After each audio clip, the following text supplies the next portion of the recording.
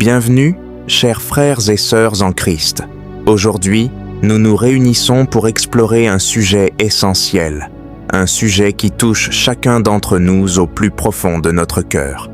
Comment attirer les faveurs de Dieu dans notre vie?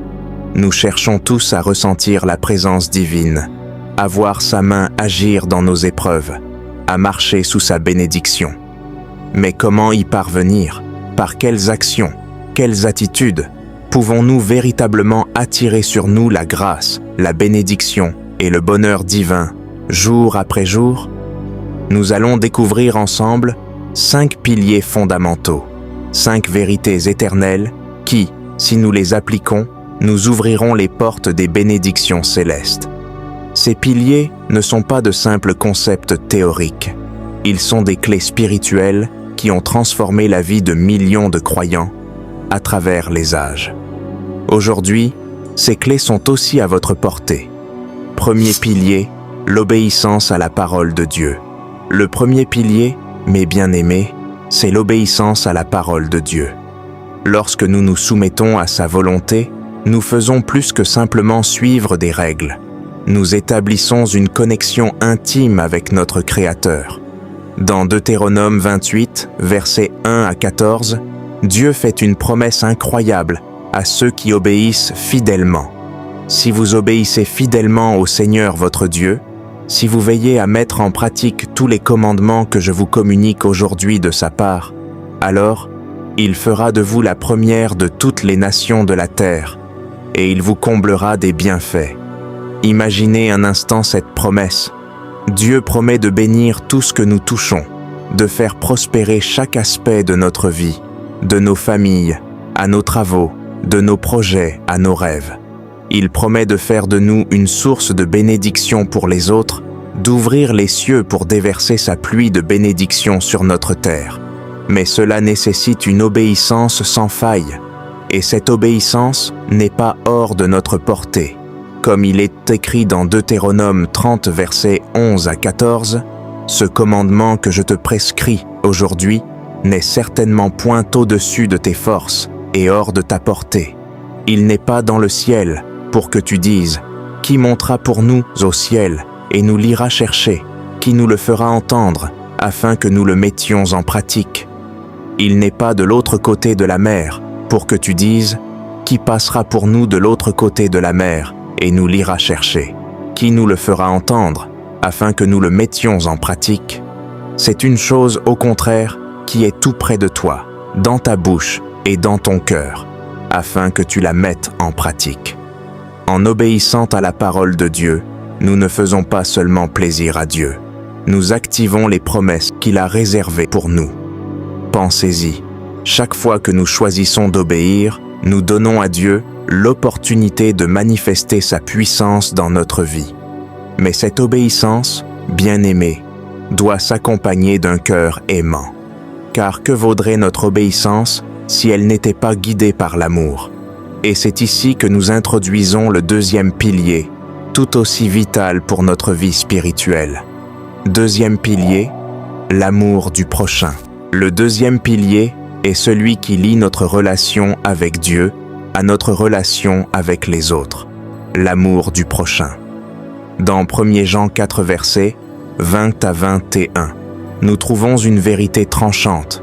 Si quelqu'un dit « J'aime Dieu » et qu'il haïsse son frère, c'est un menteur, car celui qui n'aime pas son frère qu'il voit, comment peut-il aimer Dieu qu'il ne voit pas? L'amour du prochain est plus qu'un sentiment. C'est un acte de foi. C'est un reflet tangible de notre amour pour Dieu. Lorsque nous aimons notre prochain, nous montrons que nous comprenons l'essence même de la foi chrétienne. Comme le dit si bien Colossiens 3, verset 14. L'amour est le lien de la perfection. L'amour nous lie, il nous perfectionne, il nous rapproche de l'image même de Christ. Je me souviens d'une histoire poignante qui illustre cette vérité. Un homme, rempli de colère et de rancune envers un voisin qui l'avait gravement offensé, se tournait chaque jour vers Dieu en prière. Il demandait des bénédictions pour sa vie, mais il ne voyait aucun changement.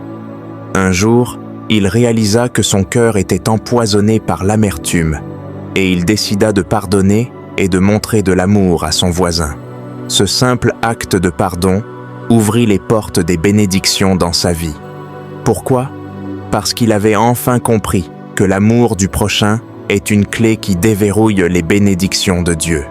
Frères et sœurs, cet amour doit également s'étendre à l'œuvre de Dieu.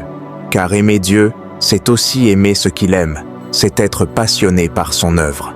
Troisième pilier, l'amour de l'œuvre de Dieu. Nous ne pouvons prétendre aimer Dieu sans investir notre cœur, notre temps et nos ressources dans ce qui compte le plus pour lui. Dieu cherche des cœurs dévoués, des âmes qui se passionnent pour son royaume. Dans l'Exode 23, versets 25 à 26, Dieu promet « C'est moi seul, le Seigneur votre Dieu, que vous adorerez. Alors je vous bénirai en vous accordant nourriture et boisson, et en vous préservant des maladies.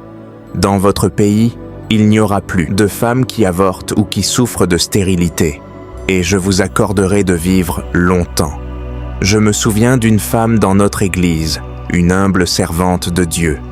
Elle n'avait pas grand-chose matériellement, mais elle avait un cœur immense pour l'œuvre de Dieu. Elle s'occupait des plus démunis, apportait son aide aux nouveaux croyants et ne manquait jamais une occasion de soutenir l'Église. Un jour, elle partagea un témoignage puissant. Malgré ses modestes moyens, elle n'avait jamais manqué de rien. Ses enfants étaient en bonne santé, ses besoins étaient toujours satisfaits, et elle vivait dans une paix que rien ne pouvait ébranler. Pourquoi ? Parce que son amour pour l'œuvre de Dieu avait attiré sur elle des bénédictions que l'argent ne pouvait acheter. Mais il y a un autre ingrédient essentiel pour attirer les faveurs de Dieu, l'humilité.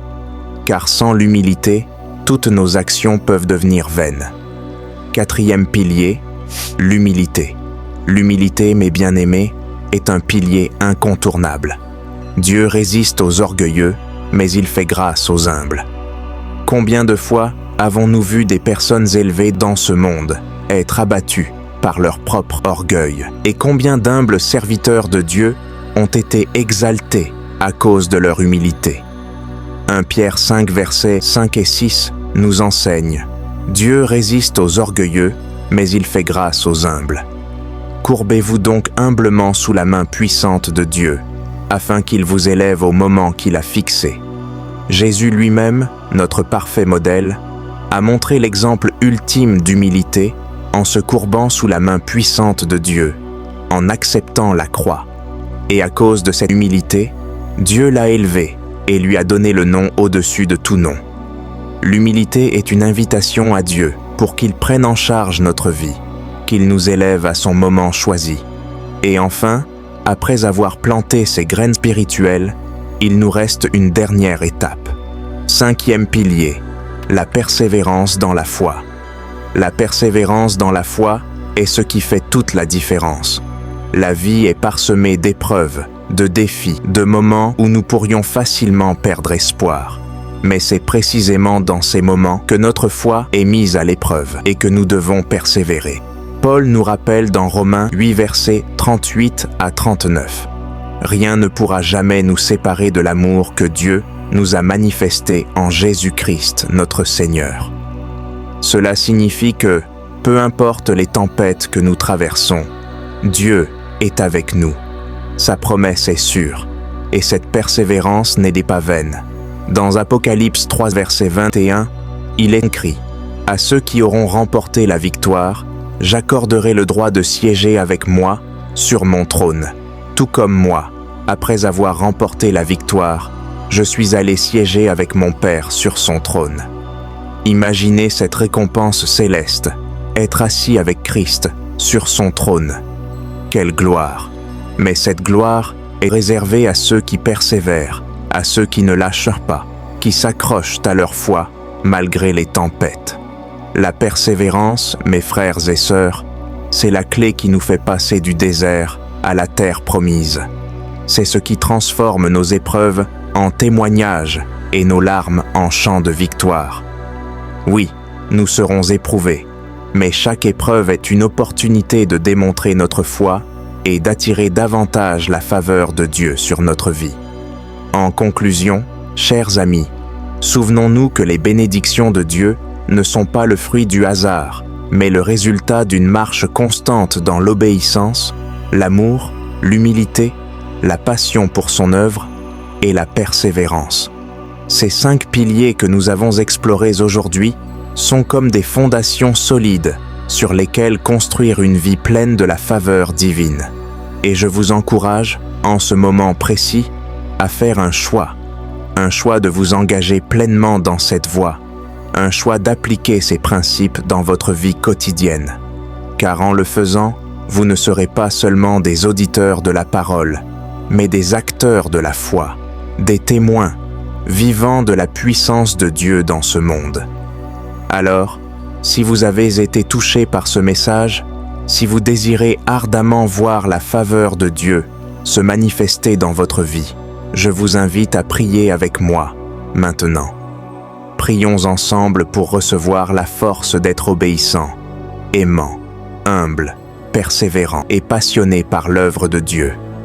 Seigneur, nous venons devant toi aujourd'hui, reconnaissant que nous avons besoin de ta grâce pour marcher selon tes voies. Nous te demandons de nous aider à être obéissants à ta parole, à aimer notre prochain comme tu nous aimes, à servir ton œuvre avec passion, à vivre dans l'humilité et à persévérer dans la foi malgré les épreuves. Accorde-nous tes bénédictions et ta faveur, afin que notre vie reflète ta gloire. Amen. Merci d'avoir partagé ce moment avec nous. Que la bénédiction, la grâce et la faveur du Seigneur vous accompagnent chaque jour de votre vie, et que vous puissiez marcher dans ses promesses. Si ce message vous a édifié, je vous invite à vous abonner à notre chaîne, à aimer cette vidéo et à la partager avec ceux qui en ont besoin. Ensemble, nous pouvons toucher encore plus de vies avec l'amour de Christ. Merci de votre soutien et à très bientôt pour une nouvelle édification. Que Dieu vous bénisse abondamment.